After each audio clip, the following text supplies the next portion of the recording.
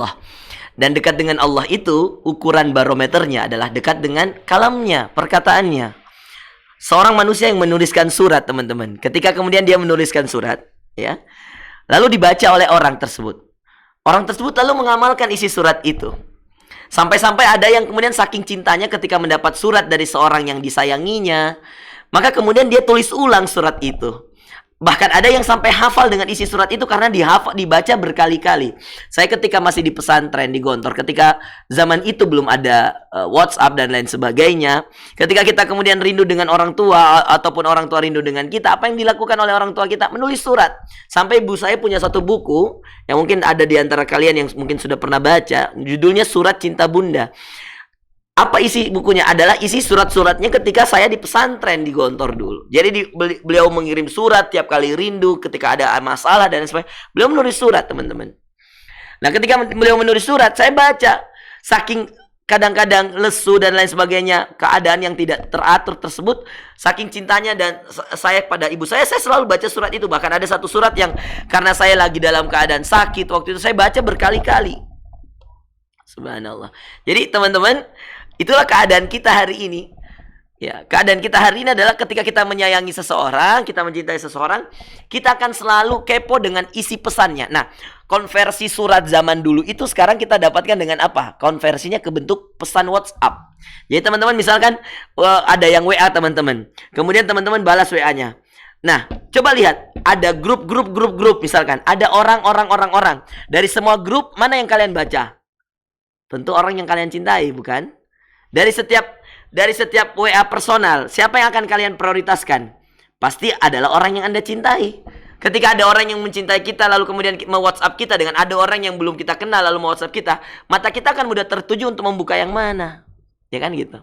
Nah, jadi teman-teman yang dimuliakan Allah, ini adalah suatu hal yang penting sekali untuk kita sama-sama kaitkan dan sama-sama ikat ya di tengah kesibukan kita dan di tengah keadaan pandemi seperti ini. Kita harus melihat bahwa ternyata gitu ya, cinta itu mengikat seseorang.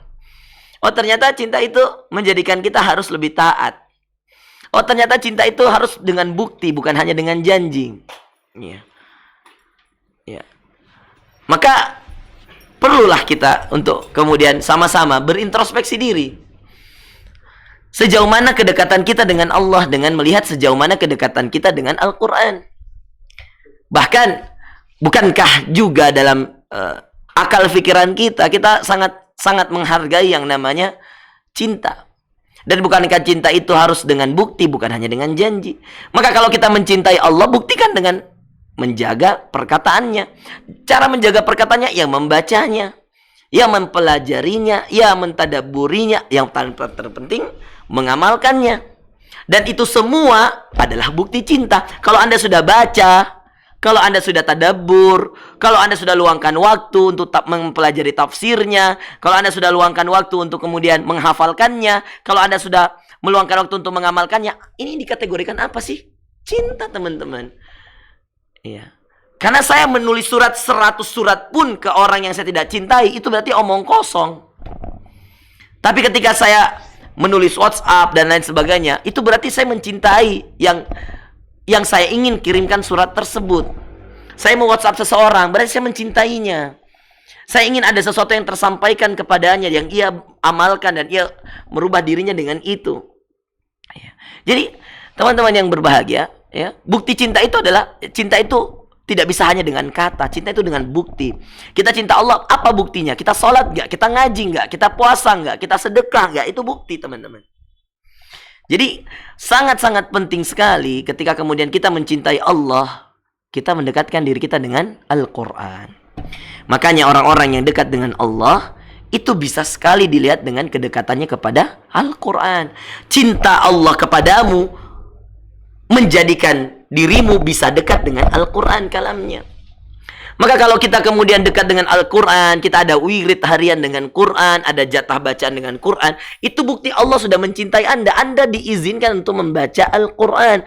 Karena tidak mungkin ada di antara kita yang bisa membaca Al-Quran kecuali Allah mengizinkan kita. Tidak mungkin kita mempelajari Al-Quran kecuali Allah mengizinkan kita. Dan itu semua atas izin Allah. Allah mengatakan, وَمَا تَشَاءُونَ illa an yasha Allah. Inna Allah kana aliman hakima. Kata Allah, wa ma tasha'una illa, kalian itu tidak bisa menginginkan sesuatu itu terjadi, kata Allah, illa an yasha Allah, kecuali apa yang Allah inginkan itu terjadi. Innallaha kana aliman hakima. Sungguh Allah Maha mengetahui lagi Maha bijaksana. Jadi apa yang kita inginkan terjadi tidak akan terjadi kecuali apa yang Allah izinkan terjadi. Jadi kita manusia berkehendak, Allah juga punya kehendak. Yang akan terjadi kehendak siapa, teman-teman? Kehendak Allah. Jadi kalau kita ngaji tadi pagi, kalau sekarang kita belajar Quran, itu kehendak siapa, teman-teman? Kehendak Allah. Jadi biarkan Allah yang berkehendak untuk kebaikanmu, tapi ingat, paksa dirimu untuk mendapatkan kehendak Allah itu. Paksa ngaji, teman-teman. Karena kalau nggak dipaksa ngaji, Anda akan terfoya-foya, Anda akan dibuat terlena dengan handphonenya Anda. Dan itu berbahaya. Nah, teman-teman yang berbahagia, yang dimuliakan oleh Allah, ya, saya ingin, ya, kita semua memotivasi diri kita untuk mencintai Al-Quran. Paksa diri kita untuk mencintai Al-Quran. Dan tadi saya katakan, kalau Anda meluangkan banyak waktu untuk Quran, itu bukti Anda mencintainya. Dan kalau Anda mencintai Al-Quran, itu berarti Allah mengizinkan Anda dekat dengan kalamnya, perkataannya. Nah, maka saudara-saudara sekalian yang dimuliakan Allah, pada kesempatan yang berbahagia ini, tentu kita ingin mengajak dan sama-sama untuk menjadi hamba yang dicintai Allah, dicintai Al-Quran. Kita ingin menjadi hamba yang diridhai Allah melalui Al-Quran. Bersabda Nabi kita sallallahu alaihi wasallam, khairukum, sebaik-baik kalian, man ta'allama Al-Quran, siapa di antara kalian yang mempelajari Al-Quran, wa 'allamah, dan siapa di antara kalian mengajarkan Al-Quran. Jadi jangan pernah bayangkan bahwa kalau kemudian kita bisa mulia tanpa dekat dengan Al-Quran.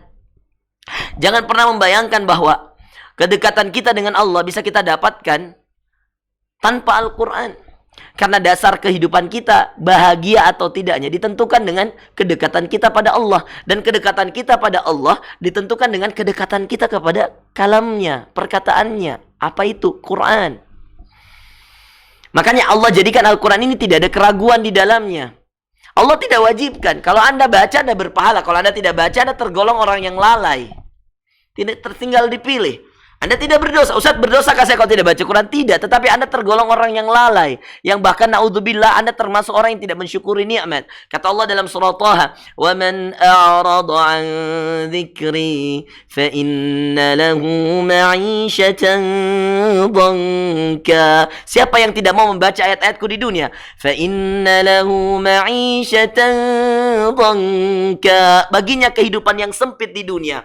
وَنَحْشُرُهُ يَوْمَ الْقِيَامَةِ أَعْمَى, kami akan bangkitkan dia dalam keadaan buta di akhirat. قَالَ رَبِّ لِمَ حَشَرْتَنِي أَعْمَى, berkata mereka, ya Allah, kenapa aku buta nih? وَقَدْ كُنْتُ بَصِيرًا, padahal dulu aku di dunia melihat, ya Allah. قَالَ كَذَلِكَ أَتَتْكَ آيَاتُنَا, begitulah dirimu, dulu aku datangkan ayat-ayatku, engkau menyaksikan ayat-ayatku. فَنَسِيتَهَا وَكَذَلِكَ الْيَوْمَ تُنْسَى, maka engkau lupa dengan ayat-ayatku. Tapi engkau lupa dengan ayat-ayatku, engkau lupa dengan firmanku, engkau tidak mau membacanya. فَنَسِيتَهَا وَكَذَلِكَ الْيَوْمَ تُنْسَى, maka hari ini aku juga lupa dengan kalian. Maka Anda nggak berdosa kalau nggak baca Quran. Tapi ingat, Anda tercatat orang yang lalai. Bahkan na'udzubillah, Anda terlaknat. Na'udzubillah, di dunia kehidupanmu sempit. Siapa yang mau kehidupannya sempit? Sempit rezekinya, sempit hatinya. Sempit dari segala macam kebahagiaan. Padahal tadi kita saksikan dan kita sampaikan bahwa kehidupan manusia itu tidak lain mencari kebahagiaan di dunia dan keselamatan di akhirat. Siapa yang mau bahagia di dunia tapi tidak selamat di akhirat? Kan omong kosong. Anda bahagia di dunia sebentar sekali, 60-70 tahun saja kata Rasulullah. Kata Rasulullah dalam hadis riwayat Ahmad, usia umatku hanya 60-70 tahun saja. Dan sedikit yang melebihi itu, kata Rasulullah, hanya sedikit. Tidak banyak. Lalu kemudian Allah mengatakan, Yaum ka'alfi sanatim mimma ta'uddun. Satu hari di akhirat, kata Allah, 1000 tahun di dunia. Jadi bayangkan betapa singkat di dunia ini. Dilihat dari versi langit, 70 tahun kita hidup, kita merasa panjang, ternyata hanya 1,5 jam dari versi Allah, versi akhirat. Kenapa teman-teman? Malaikat itu tertawa-tawa ketika melihat, ya, ada orang yang kemudian terlena dengan dunia. Mereka kasihan. Kenapa teman-teman? Karena mereka mengetahui bahwa kehidupanmu di dunia ini singkat. Kenapa kau gunakan untuk main-main, untuk foya-foya, untuk TikTok, drama Korea, dan lain sebagainya? Kenapa kau tidak gunakan untuk Al-Quran? Ya. Kenapa nonton TV-nya terlalu lama? Ya. Kenapa nonton drama Koreanya menghabiskan waktu, PlayStation-nya belum? Coba bayangkan. TikTok-nya berjam-jam. Apa Anda kira itu menyelamatkan? Anda kira hidup Anda masih panjang? Subhanallah. Baru-baru tadi saya mengisi ceramah di wisudawan di Politeknik Negeri Ujung Pandang. Ya. Kebetulan saya diminta untuk memotivasi. Subhanallah, saya terkaget. Kenapa? Tahu nggak, ada orang yang mau wisuda, sudah selesai semuanya, meninggal. Sampai tadi saya katakan, saya bilang sama ibunya yang datang. Jadi ibunya yang datang, ketika dipanggil, dia meninggal. Jantung teman-teman. Baru aja selesai. Baru mau wisuda.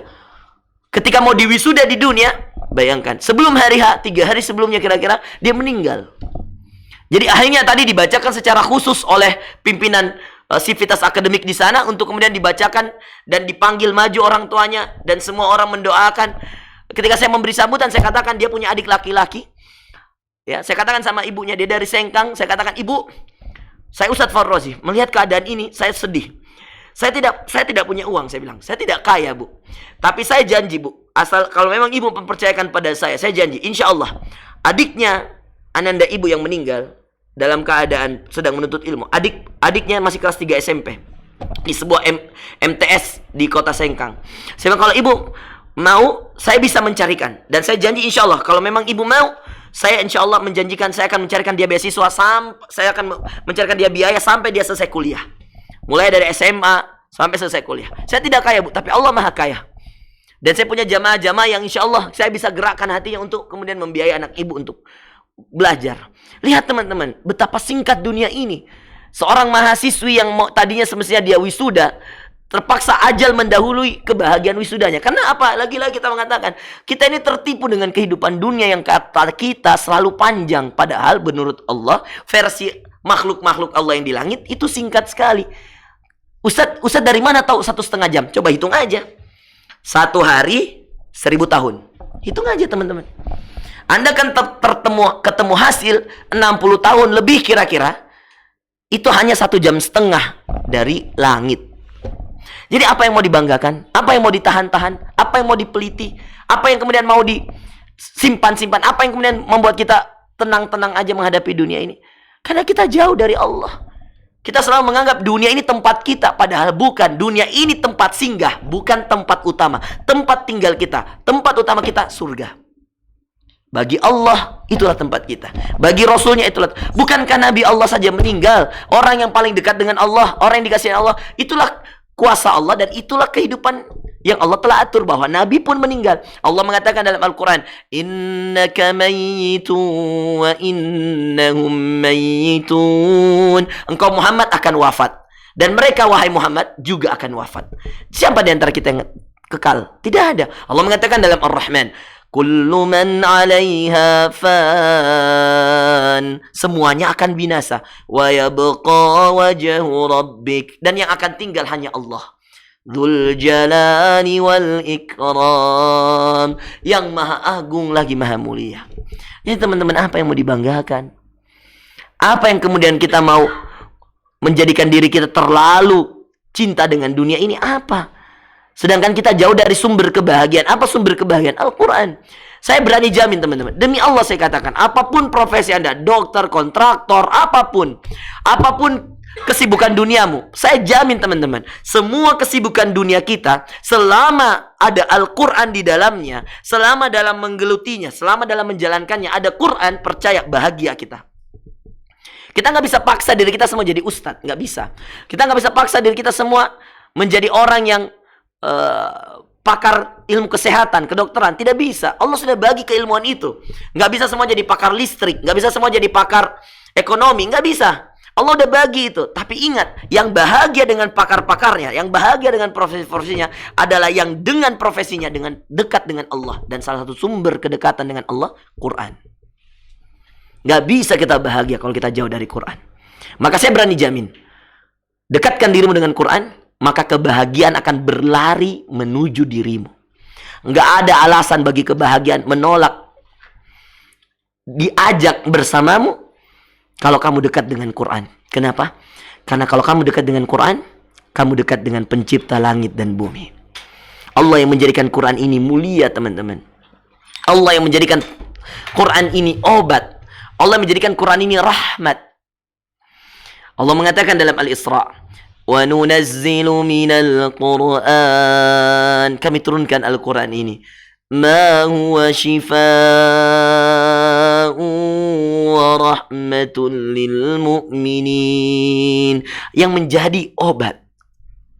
Wa rahmah, dan menjadi rahmat lil mu'minin, bagi orang yang beriman. وَلَا يَزِيدُ الظَّالِمِينَ إِلَّا خَسَارًا. Dan tidak akan bertambah bagi orang beriman kecuali kerugian. Tidak akan bertambah bagi orang-orang yang kemudian zalim, ya, bukan orang beriman, orang yang zalim, kecuali kerugian. Yang punya iman tapi tidak mau dekat dengan Allah, rugi.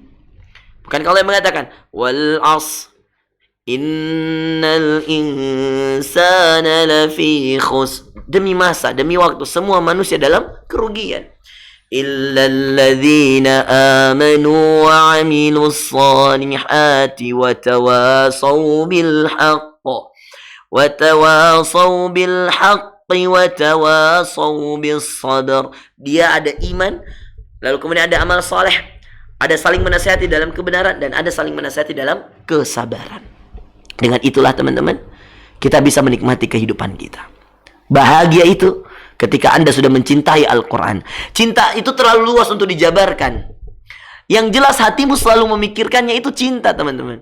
Dan cinta itu perlu pembuktian, bukan janji-janji. Kalau saya bertanya sama teman-teman, Anda mau memilih yang mana ketika ada orang yang mencintai Anda? Cinta yang penuh dengan bukti-bukti atau cinta yang penuh dengan janji-janji? Coba. Ayo dijawab. Iya. Coba dijawab di chat misal. Coba bukakan chatnya. Iya. Teman-teman, ya ini saya depan chat. Mungkin kalau ada meja-meja mungkin tuh. Ada itu yang meja lipat yang di luar, taruh di atas. Nah, teman-teman coba dibuka chatnya. Saya mau lihat. Teman-teman, coba dijawab, ditulis di chat. Teman-teman yang ada di hadapan saya, yang live di Zoom bersama saya, itu lebih senang cinta itu penuh dengan bukti-bukti atau cinta penuh dengan janji-janji? Ayo dijawab. Iya, tuh. Ada yang cinta butuh pembuktian. Tuh, ada yang bukti-bukti Ustadz, ada yang izin. Apa izin apa, videonya apa tuh? Butuh bukti Ustadz, bukti-bukti. Itu. Apa? Bukti-bukti. Oke, coba dijawab. Cinta butuh bukti. Coba. Teman aja manusia ya yang mengharapkan apa dari manusia? Bukti, bukan janji. Iya, tuh lihat.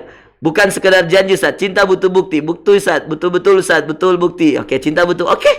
Kalau memang butuh bukti, oke. Sekarang buktikan cintamu pada Allah. Ya. Buktikan kecintaanmu kepada Allah dengan membuktikan cintamu pada melalui Al-Quran. Ya. Dan itu adalah salah satu bukti bahwa engkau dekat dengan Allah, dekat dengan Al-Quran. Ya. Kalau tidak, ya kalian hanya janji-janji. Ya. Kalian tidak bisa membuktikannya. Coba. Ya. Bukan janji-janji. Tidak ada yang suka janji-janji. Kita semua suka bukti-bukti. Ya. Jadi oke, sekarang kita lihat. Allah mengatakan tadi, "Wa nunazzilu minal Qur'an." Allah telah turunkan dari Al-Quran. Ma huwa shifa. Apa yang menjadi kesehatan. Ya. Jadi kalau mau sehat ya dekat dengan Quran. Nah, orang sehat itu apa, sayang teman? Kunci sehat itu apa? Jangan stres. Setuju? Coba tanyakan semua dokter. Apa yang membuat tensi darahmu naik? Apa yang membuat gulamu naik? Apa yang membuat kamu pingsan tiba-tiba? Apa yang membuat dirimu tiba-tiba tekanan darahmu naik? Apa hipertensimu naik? Apa coba? Tanyakan pada semua dokter. Jangan stres, teman-teman. Lawan dari stres itu apa? Bahagia. Ya. Siapa yang stres, dia tidak bahagia. Siapa yang bahagia, dia tidak akan stres, teman-teman. Maka jangan nyetreskan diri. Jangan mau jadi orang yang stres. Kalau tidak mau stres, ya dekat dengan Quran. Ya. Orang stres itu susah bahagianya. Dan orang bahagia itu nggak akan pernah stres. Kenapa? Karena dia Quran. Sesibuk-sibuknya dirinya, secapek-capeknya dirinya, dia bahagia. Bahagia ada kebahagiaan. Capek bahagia jauh lebih baik daripada nikmat tapi stres. Sekarang pilih lagi, teman-teman. Tulis lagi di chat. Ya. Pilih mana? Capek-capek, berlelah-lelah, tapi bahagia hatinya. Atau nikmat-nikmat, tapi stres. Pilih mana? Jangan ada yang pilih nikmat, tapi bahagia. Jangan. Ini cuma dua pilihan. Ayo, pilih. Tulis di chat sekarang. Ya. Capek, berlelah-lelah, tapi bahagia. Ada kebahagiaan. Saya capek, Ustaz, belajar Quran. Iya, tapi bahagia, Ustaz. Saya capek, sholat duha, Ustaz, tapi bahagia. Saya capek bangun tahajud, Ustaz, tapi saya bahagia. Iya. Coba. Iya tuh, ayo kan. Ayo, lelah-lelah Ustaz tapi bahagia. Lelah. Nikmat tapi bahagia. Ah, itu kan bikin pilihan yang lain kamu. Kan aku cuma bilang dua pilihan. Kamu jangan mengkhianati komitmen kita dong. Iya. Jangan membuat janji di atas janji. Iya. Oke, lelah tapi bahagia. Capek ya kan? Capek berdagang misalkan, tapi bahagia. Karena kita tahu niat kita berdagang untuk membuka lapangan kerja.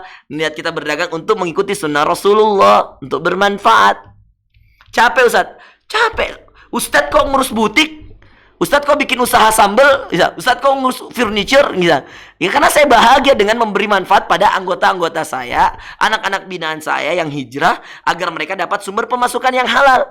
Apalagi di tengah pandemi COVID seperti ini, tentu itu adalah kebahagiaan saya. Ustadz, capek nggak Ustadz? Capek. Ustadz kok bikin event Hijrah Fest? Ngapain Ustadz bikin event? Ustadz ceramah aja, ngapain bikin event? Loh, saya bahagia ketika saya bikin event, lalu kemudian orang banyak datang, lalu kemudian orang datang itu dapat hidayah. Itu kebahagiaan saya, karena bagi saya kasih hidayah ke orang, kita jadi fasilitatornya. Capek ya, kerja event Hijrah Fest waktu itu saya datangkan 14 artis. Ada Ari Untung, ada Dimas Seto, ada istrinya Dini Aminarti, ada istrinya Ari Venita, ada Mulan Jamila, istrinya Ahmad Dhani. Kita datang Roger yang waktu itu masih mu'alaf, pengantin baru, kita datangkan di Hijrah Fest. Mungkin ada teman-teman yang hadir ya di Hijrah Fest. Ada nggak yang hadir di Hijrah Fest? Komen dong. Iya. Siapa yang hadir? Saya yang hadir, Sat. Ya, coba saya mau lihat ada berapa orang yang hadir di Hijrah Fest kemarin. Capek bikin acaranya, capek. Iya. Berbulan-bulan panitianya tuh ada yang hadir tuh. Iya. Capek. Mungkin bahkan ada yang jadi panitia saya di sini. Iya. Capek nggak usah? Capek. Iya. Saya bolak-balik Jakarta, koordinasi dengan Ari Untung, koordinasi dengan teman-teman panitia. Padahal saya ustadz. Saya bayangkan, saya bikin event, saya yang datangkan artisnya, saya yang lobby ustadz-ustadznya, saya yang turun ke anak-anak, bahkan begadang-begadang. Capek ustadz, capek teman-teman. Tapi alhamdulillah bahagia. Ketika acara, saya bahkan 4 kali tampil di Hijrah Fest Makassar. Padahal, saya ini kalau Ari Untung bikin di Jakarta, saya diundang loh. Ada 2 orang ustadz dari Makassar yang selalu diundang Hijrah Fest. Saya dan Ustadz Dasat. Di Hijrah Fest Palu, saya dan Ustadz Dasat hadir. Di Pekanbaru saya hadir, Ustadz Dasat dah hadir. Di Jogja Muslim United, saya dan Ustadz Dasat diundang sana. Jadi, coba lihat. Mestinya kan tugas saya apa? Ceramah. Tapi kita nggak bisa cukupkan diri kita dengan satu amal soleh. Karena kita tahu bahwa amal soleh itu banyak caranya untuk kita dapatkan. Dan kita nggak tahu amal soleh yang mana teman-teman yang Allah akan taruh di sana. Kita nggak tahu. Jadi ketika kita kemudian beramal soleh, jangan cukupkan dengan satu amal soleh. Dan ketahuilah teman-teman, semua amal soleh yang kita lakukan tidak akan pernah kita rasakan kebahagiaannya kalau kita jauh dari Al-Quran. Makanya ayat selanjutnya lihat. Lanjutan ayatnya. Wa nunazzilu minal Qur'ani ma huwa shifaa. Kami turunkan Al-Quran itu sebagai kesehatan. Jadi kalau mau sehat, bahagia. Kalau mau bahagia, Quran. Ya. Ya, orang bahagia itu karena dia sehat. Orang sehat itu karena dia bahagia. Orang sehat yang bahagia itu karena dia dekat dengan Allah. Dekat dengan Allah itu dekat dengan Quran. Gitu. Jadikan dirimu mencintai Quran agar kamu bisa bahagia, nggak stres. Ustaz, saya kok sering stres, ngadapin istri stres, ngadapin anak stres, ngadapin teman-teman stres, ngurus ujian ini stres, ngurus pekerjaan stres, dikit-dikit stres karena Anda jauh dari Quran. Coba sekali-kali wirid. Komitmen teman-teman, sehari baca 1 juz. Komitmen sehari ada murojaah. Komitmen teman-teman, ada zikir pagi petang. Komitmen. Paksa diri kita. Ketika kita memaksa diri kita dengan itu semua, maka kita akan merasakan kebahagiaan. Siapa yang memaksa dirinya, ini catat quote saya. Siapa yang memaksa dirinya untuk sebuah amal soleh yang berkaitan dengan Al-Quran, maka Allah akan paksa kebahagiaan menghampirinya dan mendatanginya. Teman-teman yang dimuliakan Allah, ternyata bukan hanya kesehatan. Yang akan kita dapatkan dengan Quran adalah karunia rahmat dari Allah.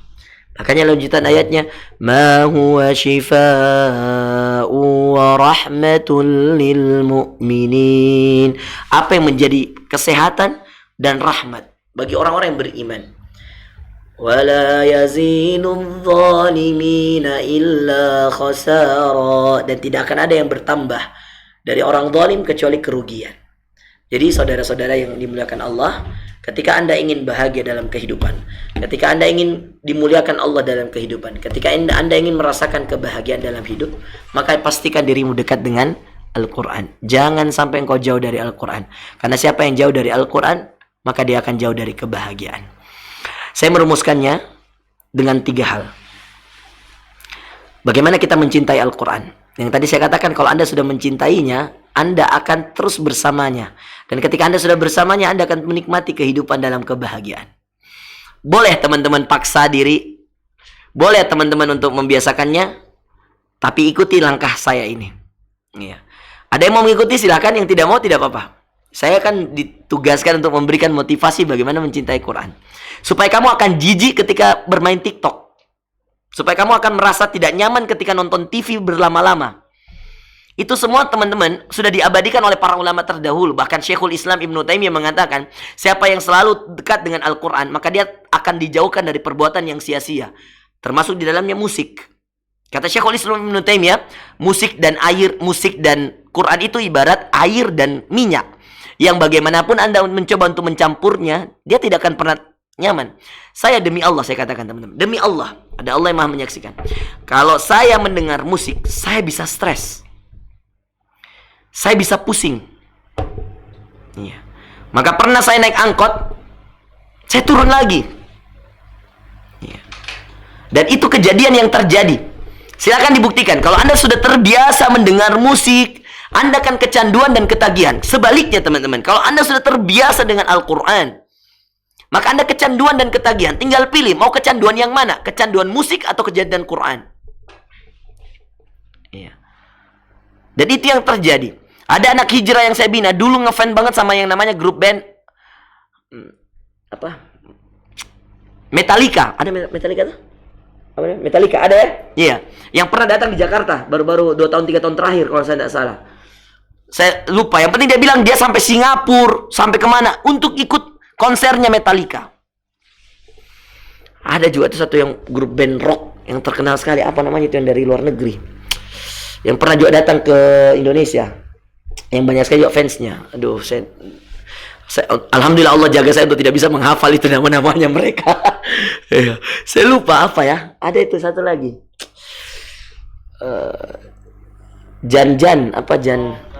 Guns N' Roses. Wah, luar biasa kamu nak. Masya Allah, kamu hafal. Masya Allah. Tapi cuma tahu tapi pernah dia datang ke Indonesia betul? Oh, nggak tahu ya. Saya juga nggak tahu ya. Yang penting ada ya Guns N' Roses. Nauzubillah. Coba sampai dia ke Singapura untuk hanya nonton itu, lompat-lompat jingkrak. Habis itu apa? Malamnya selesai lewat sholat subuhnya. Dan itu dia lakukan. Dia katakan, Ustadz, setiap kali saya dengar Al-Quran, saya pusing. Bayangkan. Dan betul apa kata Syekhul Islam Ibnu Taimiyah, siapa yang kemudian kecanduan dengan musik akan kecanduan. Joget-joget di TikTok pakai musik gak jelas. Apa yang kamu dapat? Malaikat senang? Dengan itu Allah ridha? Apa? Bahkan di-share tanpa jilbab dan seterusnya. Apa teman-teman? Ini semua yang buat siapa? Iya. Yang buat barat? Iya. Yang buat siapa teman-teman? Iya. Hati-hati. Iya. Kita ini di zaman yang dimana terlalu banyak fitnah. Maka untuk menghindarkan diri kita, kita harus punya strategi. Nah, makanya saya, kalau Anda mau ikut silahkan. Kalau Anda apa-apa. Saya kasih 3 cara supaya Anda bisa menikmati Quran dan mencintainya. Dan Anda akhirnya ketika cinta dengan Quran dan Anda menikmatinya, Anda tidak akan menikmati yang lain-lain. Sekarang saya tanya, kalau ada kenikmatan tertinggi, apa ada kenikmatan setelahnya? Tidak ada. Kalau ada surga tertinggi, surga Firdaus, apa ada surga di atasnya? Tidak ada. Kenikmatan tertinggi seorang muslim adalah ketika dekat dengan Al-Quran. Teman-teman percaya, kalau Anda sudah mencintai Quran, Allah mencintai Anda. Karena Anda mencintai perkataan Allah. Saya nulis buku, judulnya Renungan Hati Seorang Dai. Quotes-quotes saya, teman-teman. Isi hati saya. Saya tulis tentang ilmu, tentang cinta, tentang akhlak, tentang renungan, tentang perjuangan. Ada 6 bab di buku itu. Baru saja terbit, kira-kira sebulan, 2 bulan yang lalu. Tahu nggak, teman-teman? Setiap kali saya, ketika kemudian ada di Instagram, di WA, dimanapun, ada orang yang kemudian foto quote saya, atau dia tulis ulang, kemudian dia pasang quotes apa gitu misalkan. Terus dia bilang, Ustadz Muhammad Farrozi Ansor. Saya bahagia, teman-teman. Ya Allah, saya bahagia. Bayangkan, ya Allah, ada orang pakai quotesku, ada orang pakai perkataan saya, dan kemudian itu disebarkan di media sosialnya, Facebook, Twitter, apapun. Bahkan ada yang sampai bikinkan video itu quotes-quotes saya. Bahkan ada yang sampai bikinkan suara khusus, dia bacakan itu quotes-quotes saya. Senangnya saya, wih, ya Allah, dia baca quotesku, artinya bermanfaat quotes saya. Teman-teman yang sudah punya bukunya, silahkan dicek. Di setiap quotes saya itu ada tulisannya Umfa, by Umfa. Umfa itu Ustadz Muhammad Farrozi Ansor. Senangnya saya itu, teman-teman. Ya. Coba antum punya quotes, tiba-tiba saya pakai, by misalkan Hisham. Pasti, dan saya share. Senang kan? Gimana dengan Allah? Coba bayangkan. Jadi wajar kan? Allah senang dengan hambanya yang selalu dekat dengan Quran. Tiba-tiba kita baca, kita di dalam motor misalkan, naik motor nih, sambil naik motor, kemudian kita baca, a'udzubillah, ini jalan motor nih, a'udzubillahi minasyaitonir rajim, bismillahirrahmanirrahim. Kita belokkan kanan, belokkan kiri. Kita sudah hafal jalan dan kita bisa mengulang Quran. Kalau Anda bisa menyanyi ketika bawa motor, kenapa Anda nggak bisa ngaji? Kalau Anda bisa hafal 214 lagu, kenapa 114 surah nggak bisa hafal? Kenapa? Masih ada yang salah berarti dalam hatimu. Mungkin ada wanita yang masih tertanam di dalam dirimu, kita nggak tahu. Mungkin ada dosa atau apa, kita nggak tahu. Ya. Kalau Anda mudah menghafalkan lagu, banyaknya lagu Anda bisa hafal. Bahkan yang Indonesia, yang Inggris, yang Anda hafal. Kenapa dengan Quran Anda nggak bisa hafal? Ya. Apa yang salah? Yang salah adalah cintanya. Berarti di mana masalahnya? Di hatinya. Ya. Karena Quran itu di hati. Ya. Dan ingat, hati itu tergantung perbuatan. Kalau hati ini bersih, mata nggak akan mau melihat yang buruk-buruk. Telinga akan sakit, akan stres kalau mendengar yang buruk-buruk. Maka perbaiki hatimu, kata Rasulullah, ala inna fil jasadi mudghah. Di dalam jiwa manusia itu ada segumpal darah, namanya hati. Idza saluhat saluhal jasadu kullu. Kalau hati ini benar, benar semua anggota tubuh yang lain. Mata memandang yang baik-baik, telinga mendengar yang baik-baik, kaki melangkah yang baik-baik, tangan bekerja yang baik-baik, maka kita akan mengerjakan baik-baik. Semua kebaikan akan kita kerjakan. Maka jadilah kita orang baik. Gara-gara apa yang baik? Hati.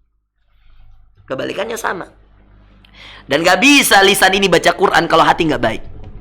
Maka Utsman bin Affan sampai menegaskan, lau tahurat qulubukum, andaikan hati-hatimu bersih, saudara-saudaraku, andaikan hati kalian bersih, saudara-saudaraku, masyabi'at min tilawati kalami rabbikum, kalian semua gak akan pernah bosan, gak akan pernah jenuh membaca ayat-ayat Tuhan kalian. Siapa? Allah. Sayangnya hati kita terlalu kotor. Makanya baru ngaji sedikit, baru 2 ayat bosan. Baru 2 ayat bosan. Baca WhatsApp bisa sampai 1 jam, 2 jam. Nonton drama Korea apalagi sudah sampai 100 episode. Main TikTok bisa berjam-jam. Main PS bisa berjam-jam. Main PUBG bisa berjam-jam. Anak-anak muda hati-hati. Kalau sudah terlalu kotor hatimu, Quran gak bisa masuk. Makanya baca Quran dikit stres. Ya, tadi itu jamaah saya yang hijrah, anak binaan saya hijrah, pencinta Metallica, dengar Quran dia bilang apa? Saya stres, Ustaz. Saya bilang ke dia, kalau saya baru itu main gitarnya itu grup musikmu, saya sudah stres. 2 hal yang berbeda. Karena dua kebiasaan yang berbeda. Dua kecintaan yang berbeda. Ya tinggal pilih. Nah sekarang kalau kita mau pilih, teman-teman jawab sekarang di chat.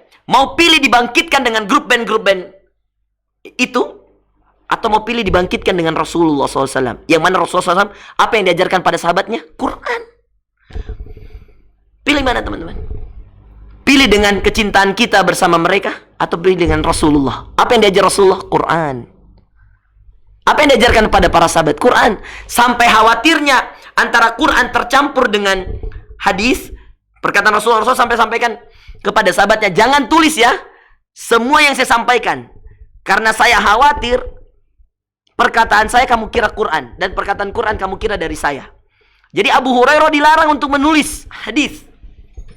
Semua sahabat dilarang untuk menulis hadis ketika itu teman-teman. Kenapa? Karena Rasulullah khawatir tercampur antara perkataan Allah dan perkataan Rasulullah SAW. Bagaimana dengan orang-orang yang sekarang menghabiskan waktu untuk hal yang sia-sia? Coba kamu lihat. Jadi sudah sangat jelas bahwa ketika kita mau mencintai Al-Quran, kita akan dicintai oleh Allah. Kita pengen dibangkitkan dengan Rasulullah, ya ikuti. Mau Ustaz dibangkitkan dengan Rasulullah tapi malas sholat, mau Ustaz dibangkitkan tak malas ngaji, gimana? Ya. Dengan kecintaan dengan Al-Quran. Dari kuncinya hati. Maka poin pertama teman-teman, ya saya tutup ceramah saya. Jadi kita buka tanya jawab singkat. Ini 16.47, oke. 3 menit lagi. Saya tutup ceramah saya dengan 3 hal. Yang kalau kalian mau amalkan silahkan, kalau tidak apa-apa. Untuk bisa menjadi orang yang mencintai Al-Quran dan bisa dicintai oleh Al-Quran. Bahkan kita mudah-mudahan dijadikan penghuni Al-Quran dan menjadi ahli Al-Quran sehingga kita dijadikan penghuni surga. Ada 3 hal yang perlu harus Anda lakukan. Yang paling pertama itu tadi yang saya sampaikan. Hati. Untuk bisa mencintai Al-Quran, jaga hatimu. Untuk bisa mencintai Al-Quran dan selalu membersamai Al-Quran, tetapkan hatimu di atas agama Allah. Tetapkan hatimu di atas perintah Allah dan Rasulnya. Ya. Jangan sampai ada di antara kita yang mau dekat dengan Al-Quran tapi tidak pernah mau memperbaiki hatinya. Teman-teman, kalau antum masih punya dendam, iri, dan seterusnya, penyakit-penyakit hati ke orang lain dan seterusnya, maka percaya sama saya, Anda akan kesulitan untuk dekat dan mencintai Quran. Karena hati yang bersih sajalah yang akan bisa dekat dengan Al-Quran. Mungkin Anda bisa membacanya sekali, 2 kali, tapi percaya sama saya, tidak akan bisa bertahan dan istiqamah kalau Anda tidak menjaga hati. Maka untuk menjadi orang yang mencintai Al-Quran dan dicintai oleh Al-Quran, jaga hatimu dari berbagai penyakit hati. Yang kedua, agar dicintai Al-Quran dan mencintai Al-Quran dan dicintai oleh Al-Quran, yang perlu Anda jaga, percaya sama saya dan silakan dibuktikan, sholat malammu. Kalau sholat malam yang dijaga, maka Anda akan menjadi orang yang terjaga dengan Quran. Ayatnya jelas. Dari mana Ustaz ayatnya? Al-Muzammil. Ya ayyuhal muzammilu qumil layla illa qalila nisfahu aw inqus minhu qalila aw zid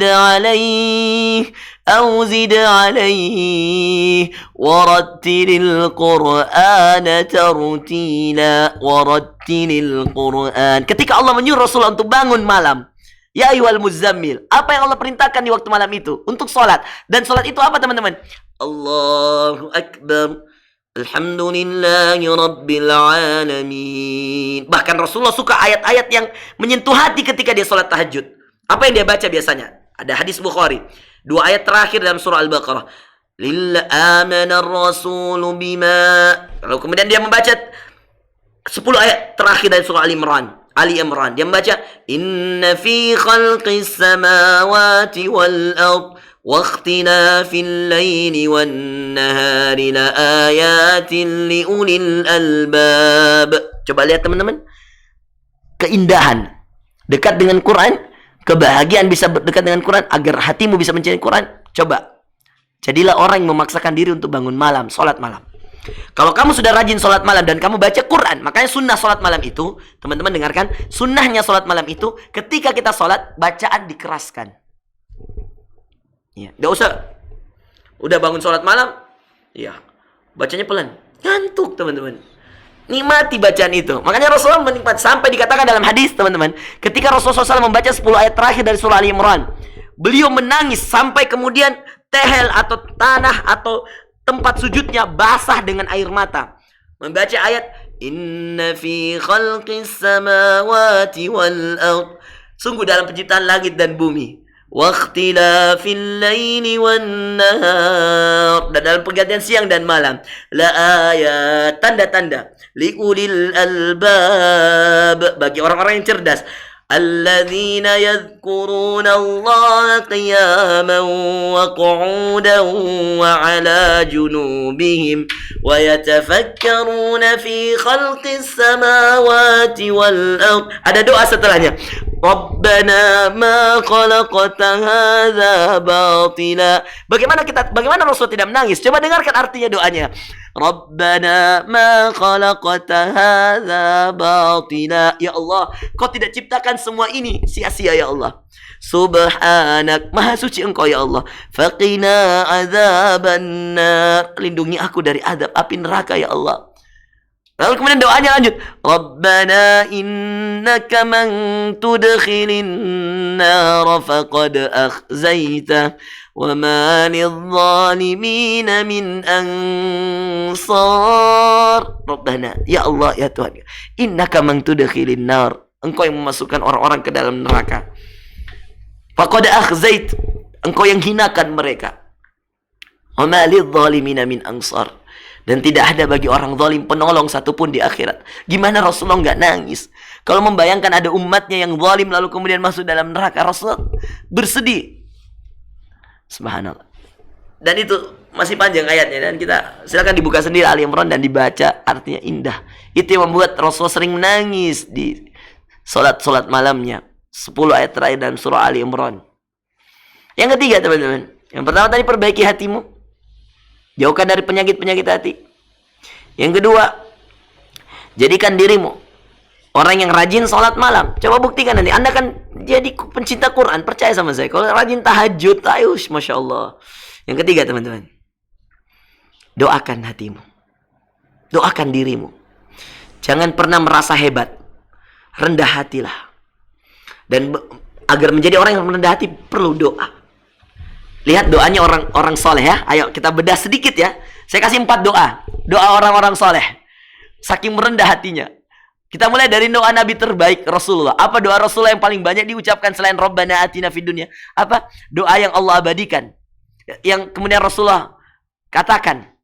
Dan ini diabadikan lewat hadis-hadis beliau. Dikatakan, Ya muqallibal qulub, Tsabbit qalbi ala dinik. Doanya Rasulullah, saking merendahnya Rasulullah. Ya muqallibal qulub, wahai zat Allah yang membolak-balikkan hati, Tsabbit qalbi ala dinik, teguhkan hatiku ya Allah di atas agamamu. Ini kan doa menunjukkan kerendahan hati. Bukankah Rasulullah itu sudah tegak di atas agama Allah? Bukankah Rasulullah itu sudah berada di atas agama Allah? Tapi kenapa Rasulullah masih meminta untuk itu? Oke, lihat doanya Nabi Adam. Al-A'raf. Rabbana zalamna anfusana. Ya Allah, kami telah banyak menzalimi diri kami. Lihat teman-teman. Wa illam taghfir lana, jika Engkau tidak mengampuni kami ya Allah, wa tarhamna, jika Engkau tidak mengasihi kami ya Allah, lanakunanna minal khasirin, kami akan termasuk hamba-Mu yang merugi ya Allah. Lihat doanya Nabi Yunus yang ketiga. La ilaha illa anta subhanak. Ya Allah, tidak ada Tuhan selain-Mu ya Allah. Maha suci Engkau ya Allah. Inni kuntu minadh dhalimin. Sungguh aku termasuk orang yang zalim. Nabi Yunus, Nabi mengaku kezalim, mengakui dirinya berbuat zalim. Allah, bagaimana dengan kita yang bukan Nabi? Yang terakhir, lihat doanya Abu Bakar As-Siddiq. Sebelum salam, Abu Bakar banyak membaca doa. Rabbana zalamna anfusana dhulumatin katsira. Ya Allah, kami telah menzalimi diri kami dengan kezaliman yang sangat banyak. Lihat, ini sahabat terbaik di antara semua sahabat. Setelah para nabi dan rasulnya, manusia terbaik Abu Bakar As-Siddiq. Tidak ada yang meragukan itu. Sampai dia menjadi khalifah yang menggantikan Rasulullah. Tapi dengan itu setiap sebelum salam dia sering baca Rabbana zalamna anfusana dhulumatin katsira. Ya Allah, kami telah menzalimi diri kami dengan kezaliman yang sangat banyak. Allahu Akbar. Sedih teman-teman, ya. Siapa diri kita? Mereka orang-orang soleh selalu mendoakan diri mereka dan mengakui kelemahan mereka. Mestinya kita lebih banyak berdoa dan lebih banyak mengakui kezaliman. Saya kira itu ya teman-teman. Mudah-mudahan bermanfaat. Untuk pengumuman juaranya, saya masih minta waktu karena saya sangat sibuk kemarin urus launching butik saya dan lain-lain dengan kesibukan saya. Maka saya meminta waktu pada panitia. Insya Allah saya selesaikan malam ini jam 9 malam paling lambat, dan saya akan berikan nama-nama yang juara di lewat panitia. Nanti panitia yang umumkan, baik lewat WhatsApp, Facebook, Twitter, Instagram, atau apapun. Ya, silahkan diatur oleh panitia. Saya kira itu ya teman-teman. Jazakumullah khairan. Waktunya sangat singkat. Boleh, ini 16.56, saya ada jadwal lagi jam 17 pas. Saya minta teman-teman yang bertanya ini kita pilih 2 orang saja. Ya, moderator, 2 orang penanya kita jawab, insyaallah singkat, dan setelah itu kita tutup insyaallah. Baik, silakan.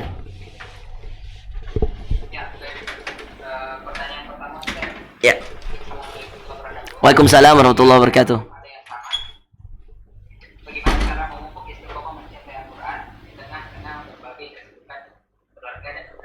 Bagaimana cara apa? Memupuk. Oke, bagaimana cara menanam atau memupuk? Iya. Bagaimana menanamkan dalam diri kita supaya kita istiqomah, rata gitu. Nggak naik turun gitu ya. Baik. Oke, ada lagi? Yang kedua?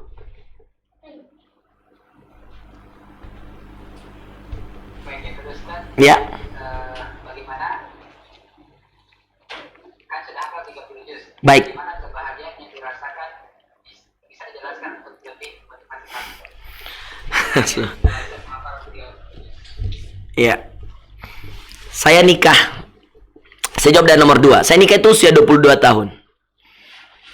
Saya hafal Quran selesai 30 juz di Sudan itu usia 20 tahun. Selesai setoran saya 30 juz. Saya pulang bawa ijazah hafal Quran saya. Saya bilang sama ayah saya dan ibu saya, "Ayah, ibu, saya belum lulus S1 di Sudan. Saya belum punya ijazah S1 di Sudan. Tapi saya punya ijazah ini yang saya sudah setorkan ke syekh saya, hafalan Quran saya 30 juz. Dan bagi saya ijazah ini lebih bermakna. Saya bisa dengan ijazah ini, insya Allah saya bisa membahagiakan di dunia dan di akhirat. Izinkan saya menikah. Bukan karena ijazah S1 saya, tapi ijazah Quran ini. Kenapa? Karena saya ingin menjaga hafalan ini bersama orang yang saya cintai. Saya ingin menikah dengan seorang hafidhah. Supaya ada teman saya yang bisa menjaga Quran saya, menjaga hafalan saya bisa temani murojaah dan seterusnya. Kan enak teman-teman. Kalau kita hafidh, dia hafidhah. Wish, nikmat. Mau setoran, ya, gitu, saling tegur, saling nasihatin, ya. Dan alhamdulillah Allah kabulkan doa saya. Saya menikah dengan istri saya waktu itu baru selesai hafalan Qurannya 30 juz di pesantren. Yang waktu itu masih 16 tahun. Ya. Saya 22 tahun, istri 16 tahun. Kita nikah. Dan alhamdulillah. Ya. S1 saya tetap selesai kok. Karena nggak mungkin kita gara-gara Quran kita jadi bodoh, nggak mungkin. Gara-gara Quran kita jadi alhamdulillah. Iya. Makanya saya S1 alhamdulillah nilai bagus, dapat beasiswa lagi S2. S2 nilai bagus, dapat lagi beasiswa lagi S3. Jadi saya alhamdulillah S1, S2, S3, sekarang S3 juga semuanya beasiswa teman-teman. Karena Quran. Nggak ada cerita penghafal Quran itu pengangguran, nggak ada. Carikan saya. Yang ada banyak cerita S2, S3, S1 sarjana pengangguran, banyak. Ijazahnya numpuk S1, S2, S3, sarjana, magister, tapi nganggur. Banyak. Tapi coba carikan saya penghafal Quran pengangguran, ada nggak? Nggak ada. Coba dicari. Nggak ada teman-teman. Jadi kalau kita memang betul-betul serius, ya, untuk menghafalkan Quran, kita akan bahagia. Tapi itu tadi istiqomahnya yang susah. Nah, ini sama dengan jawaban pertama. Jadi kebahagiaan itu yang kita dapatkan. Kita bahagia dengan apa yang Allah titipkan pada kita karena kita dekat Quran. Dapat istri bahagia, pokoknya bahagia terus hidup. Kenapa? Karena kita dekat dengan pemilik langit dan bumi. Apalagi hanya untuk jodoh dan rezeki dan lain. Kecil itu mah. Karena kita sudah dekat dengan pemiliknya. Yang kedua, Pertanyaan pertama ini. Nah, ini yang sulit. Gimana memupuk istiqomah? Ya. Satu, banyak ingat mati. Supaya Anda sadar bahwa Anda tidak lama di dunia ini. Makanya kata Rasulullah dalam hadis, "Aktsiru bidzikri hadimil ladzat." Perbanyaklah kalian mengingat penghancur segala kenikmatan, dan penghancur segala kenikmatan itu kematian. Yang kedua, untuk tetap istiqomah, Anda perlu teman yang soleh. Makanya saya kenapa buat komunitas, saya buat tim, karena kita perlu lingkungan yang soleh. Karena kalau teman-teman kita buruk, hari ini ngaji, besok bergaul sama teman yang buruk yang nggak suka ngaji, kita akan ikut kebiasaannya, keburukannya. Mungkin berawal dari saya nggak enak Ustadz, masa jaim-jaim, sok soleh, sok soleha, akhirnya ikut keburukannya, na'udzubillah. Ya. Itu yang kedua. Yang terakhir, yang ketiga, agar bisa istiqamah, sebagaimana Anda di dunia punya target, carikan saya perusahaan apapun di bidang kesehatan, pekerjaan, di bidang transmigrasi, di bidang jasa, di bidang transportasi, di bidang hukum, di bidang apa saja, kedokteran, kesehatan. Carikan saya. Ada satu perusahaan yang nggak punya target, carikan saya. Berarti itu perusahaan tidak ngerti tentang bagaimana bisnis, bagaimana dagang. Kalian teman-teman di British Propolis misalkan, kalian pasti punya target. Kalau dunia saja kamu target, kenapa akhirat kamu nggak target? Maka untuk istiqomah dengan Quran, pasang target. Bilang dalam dirimu, saya nggak akan tidur sebelum saya menghafalkan satu halaman. Saya nggak akan tidur kecuali saya sudah membaca satu juz Al-Quran, misal. Saya nggak akan tidur kecuali saya sudah ikut kajiannya Ustadz Farrozi, kajiannya Ustadz siapa. Ya, tentang Quran, supaya motivasi diri. Dengan itu kamu akan istiqomah. Ya. Banyak mengingat mati. Ya. Bergaul dengan orang soleh. Itu adalah cara-cara agar kita bisa mendekatkan diri kita pada keistiqomah dan pasang target.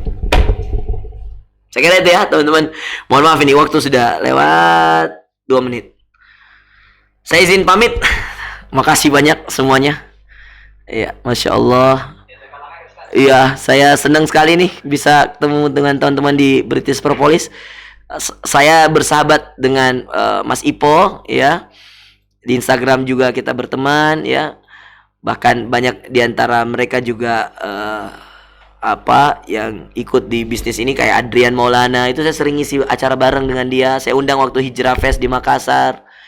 Ya, ikhtiarnya silahkan dilakukan, tapi ingat, kebahagiaan Anda tidak akan dapatkan hanya dengan memasang target duniawi, tapi dengan target ukhrawi, akhirat. Dan salah satu untuk target akhirat itu teman-teman, Al-Quran. Silakan jalankan bisnisnya dengan baik, dengan jujur. Silakan jalankan bisnisnya dengan penuh amanah. Tapi ingat, jangan jauh dari Quran. Kapan bisnismu sudah menjadikanmu jauh dari Quran, berarti ada yang salah dari bisnis itu. Ya, salam hormat dari saya untuk teman-teman semua. Makasih banyak sekali lagi, ya. Semoga Allah mudahkan segala urusannya. Izin pamit ya, moderator ya. Bahagia sekali rasanya saya bisa ketemu dengan teman-teman. Ceramah saya banyak di YouTube, teman-teman, banyak di Instagram, banyak di Facebook dan lain-lain. Anda bisa buka di sana. Ini anak saya, doakan ya. Semoga jadi anak yang soleh, jadi hafidh Al-Quran. Namanya Al-Amin. Nah, ini namanya Al-Amin, ya. Baik, saya kira itu ya, teman-teman. Jazakumullah khair. Sallallahu ala nabiyina Muhammadin. Teman-teman panitia nanti malam ya, ingatkan saya ya, hasilnya insya Allah. Nanti kita berikan hasil lomba MTQ-nya. Iya. Itu ya, MTQ pesertanya dari semua mitra British Propolis ya? Iya. Atau dari orang luar? Oh, baik. Ya, silakan. Ya, alhamdulillah. Saya lihat usianya beda-beda, ada yang udah tua, ada yang masih muda. Iya. Iya, oh Masya Allah. Baik. Itu ya teman-teman. Jazakallah khair. Assalamualaikum warahmatullahi wabarakatuh. Iya, turun.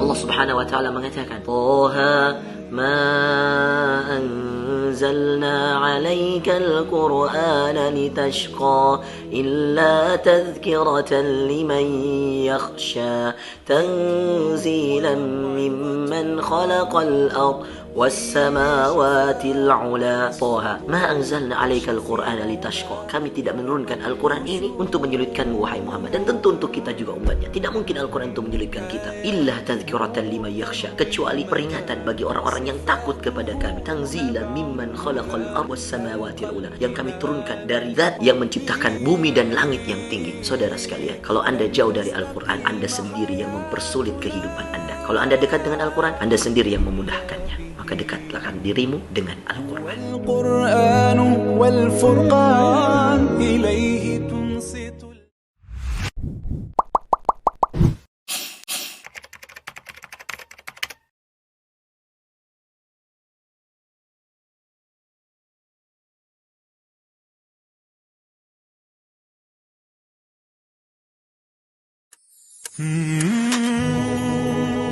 Di antara kelalaian manusia, mereka hidup seakan mereka tidak punya tujuan. Mereka lupa bahwa Allah Subhanahu wa taala menciptakan kehidupan ini dengan satu tujuan, yaitu beribadah kepadanya. Allah mengatakan, "Wa ma khalaqtul jinna wal insa illa liya'budun." Tidaklah aku menciptakan golongan jin dan golongan manusia kecuali untuk beribadah kepada aku. Maka saudara sekalian, jadilah manusia memiliki tujuan-tujuan dan target-target. Dan di antara tujuan-tujuan utama kita adalah ibadah kepada Allah. Jangan sampai kita dilalaikan. Dan jangan sampai kita menjadi manusia seperti yang Allah katakan dalam surah Al-Mu'minun. Afahasibtum annama khalaqnakum abatha wa annakum ilaina la turja'un. Yang Allah katakan, apakah kalian mengira kami menciptakan kalian tanpa tujuan, sedangkan kalian tidak dikembalikan kepada